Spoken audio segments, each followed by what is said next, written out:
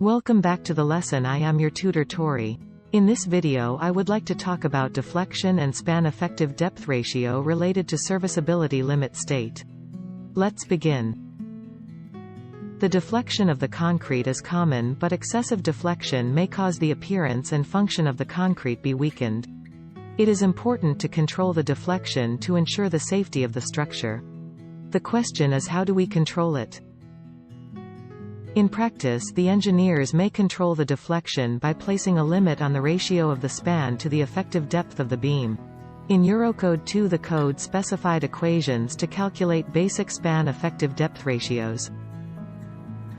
Referring to the code, maximum value of the ratio should equal to span over 250. There would be two ways to calculate the ratio. First, you may refer to the equation to calculate the basic ratio. The code has provided equation for us. Or second, you may refer to the illustrated curve to find out the span effective depth ratio. For the curve, you need to find out the steel ratio of your design structure so that you may follow the curve to find out the ratio required. After finding the basic span effective depth ratio, you need to modify the ratio with specific conditions. The first requirement is that if the span is longer than 7 meters, you may need to multiply a factor to the ratio. The factor equals to 7 over span length. Secondly, if the designing structure is a flat slab and it has exceeded the 8.5 meters, you need to multiply a factor to the basic ratio similar as before.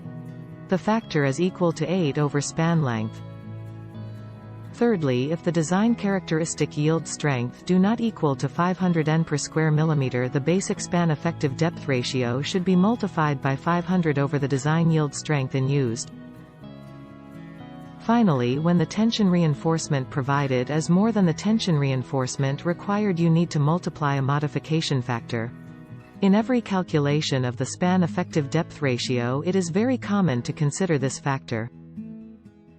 Well done. You have already learned the concept and requirements for calculating the span effective depth ratio. You can check the related example on Keep to facilitate your learning.